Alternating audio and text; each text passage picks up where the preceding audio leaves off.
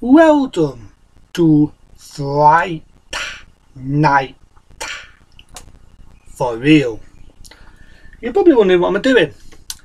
I'm now going to talk about one of my favourite vampire films. Now, as you may know, I'm a big vampire fan.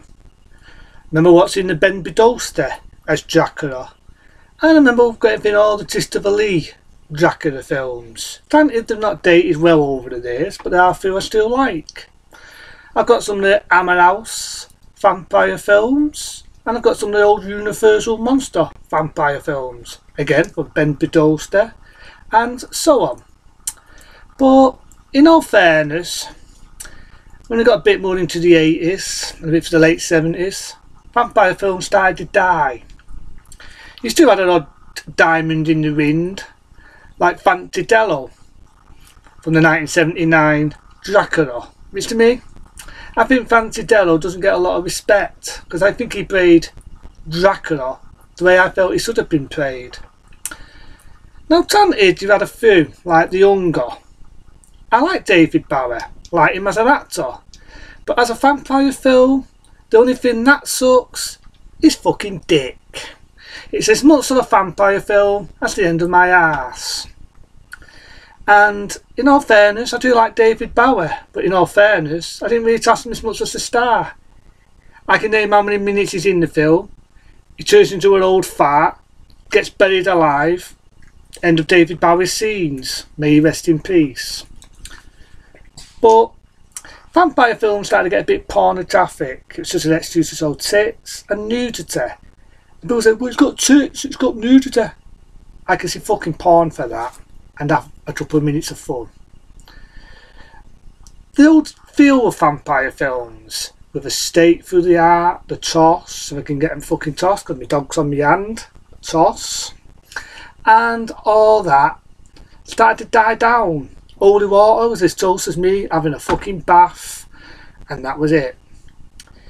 It was only thankfully in 1985 a movie called Fright Night came out, and it brought back the old Gothic Universal and the old Hammer House films into the 80s, giving it that old feel again.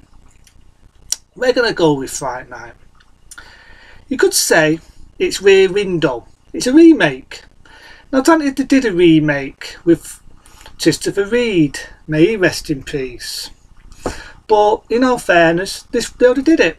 It was called Fright Night. Think about it. You've got a young lad, he's vampire mad, and he has a new neighbour, moves in. He witnesses murders, just like Rear Window. But Fright Night's a little bit different because it's horror, comedy, and a vampire film. And let's not forget Peter Vincent, played by Robbie McDowell, if I can pronounce his name right. May he rest in peace. The guy from the Planet of the Apes. Originally, for people that don't know this, they was going to have Peter Cushing, you know, the guy who originally played Van Helsing in the Dracula films of Christopher Lee. But for some reasons, he was either too old at the time, or he just didn't want to be typecasted. You know, he was known for being Van Helsing, he didn't want to play another role like that. They originally had Vincent Price for the role, but again, probably the same thing. So they went for Robbie McDowell, and I don't like that, because he played him like an actor in real life. In the film, I mean, in real life. He was a bit of a coward, because in reality, he's an actor playing a vampire killer. He's not really a vampire killer. And I do love the opening where he's watching an old film, Peter Vincent, the character who Robbie McDowell's playing, and he goes to stake a vampire woman. And on purpose, he has to stake the other way round. He has it the other way fucking round. But it's done on purpose, so it's like a fuck up made it done on purpose. I'm Peter Vincent, vampire killer. And on purpose, he has to wooden stake, I shit you not, the other way round. The point bit's there, near his face, and the other bit's there. Can't sell it, sadly, because of copyright, but you ought to see it. It's fucking priceless. And I love the vampire in it. He's smooth. To me, that is how Christopher Lee should have played Dracula. Smooth. I didn't thought Dracula slapping women and doing all this shit. To me, I felt Dracula was a guy that looks at a woman's eyes and in time he's going to get laid. But the vampire in this, to me, he's just fucking smooth. He is smooth. And again, you got the awesome special effects. You got a guy, right, the typical nerdy lad, called Evil. They call him Evil all the way through the film. Took it out, Evil. It's not funny. And he gets turned into a vampire. And when he gets killed by Peter Vincent, he slowly changes into a human. He starts off as a wolf, because it's like the old Hammer houses, you know, they turn into wolves and bats. How the fuck did they do this? It looked like a real dog. It actually looked. Does that look, Lisa? No, I'm not in yet. It looked like a. Well, not her, but more like a wolf. That's it, lawsuits. So I have to say, no cruelty was done to animals. And she actually looked like a wolf turned into a human. Now, people will say, oh, American Werewolf in London, it won awards, it won this and won that. But this, to me, sort of won awards. If you want to see it done the right way, watch Fright Night, the 85 one. How Evil Ed gets turned into a fucking human when he gets staked and he dies.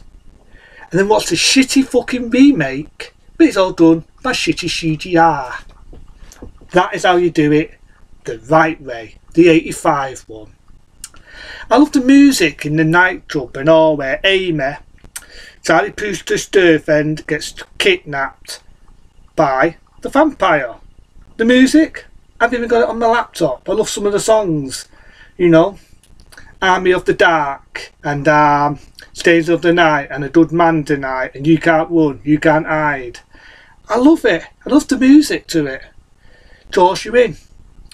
It's suspenseful and it feels a bit like an Alfred Hitchcock film. Again, Rear Window. And it brings back the old type of vampires. I do love the touch where when you use a toss, it don't fucking work. If I put a toss near a vampire, it'll look at me, laugh at me, and probably bite my dick off.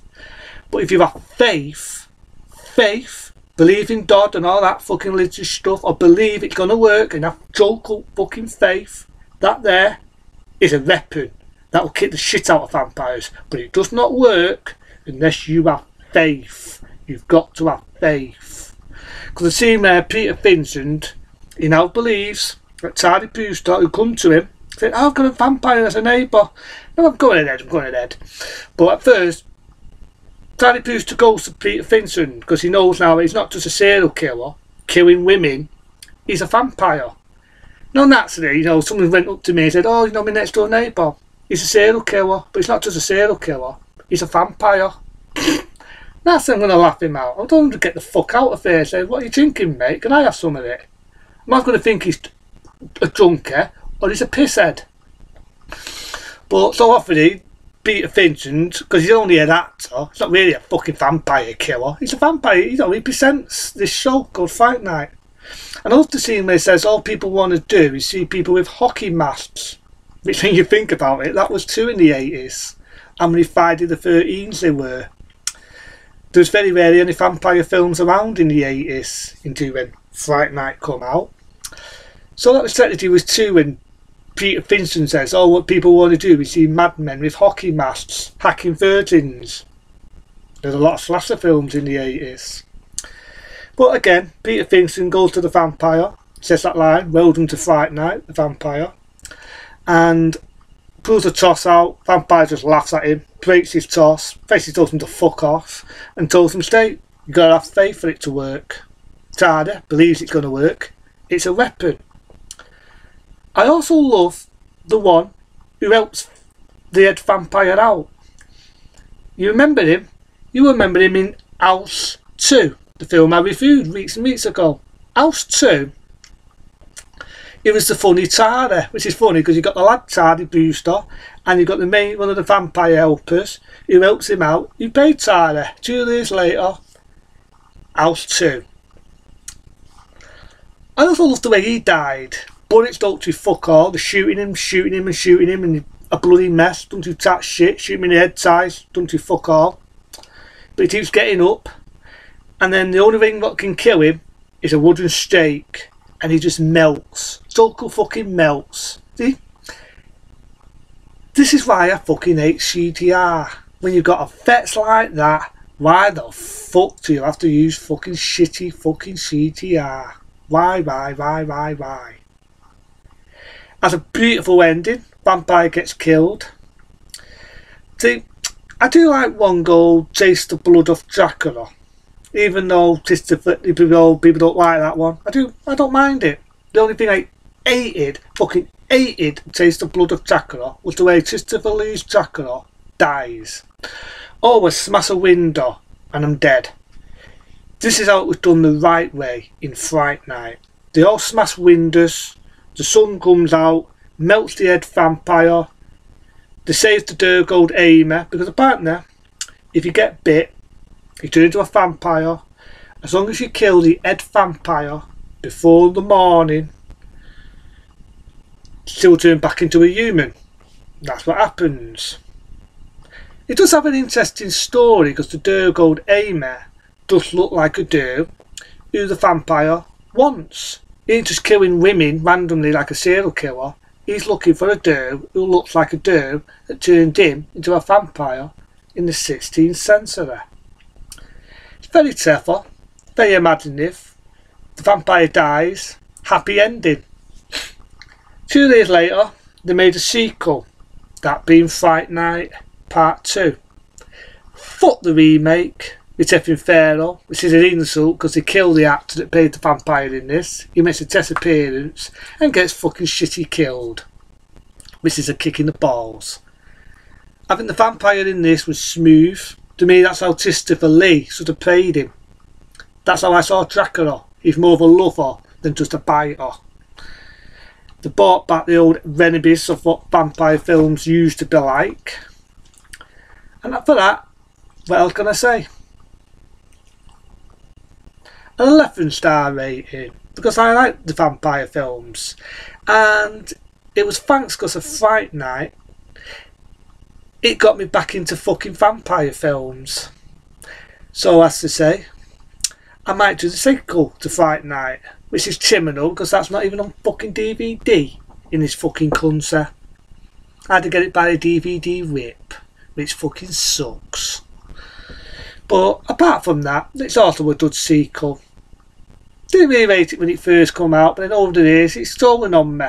I respect Fright Night Part 2 because it tried to do something different and it wasn't a tartan copy, unlike some films I can mention. So again, well done to Fright Night, and I'll see you for some more vampires. Now I'm going to go for a chip bite and bite my dog. Until then, have a nice one.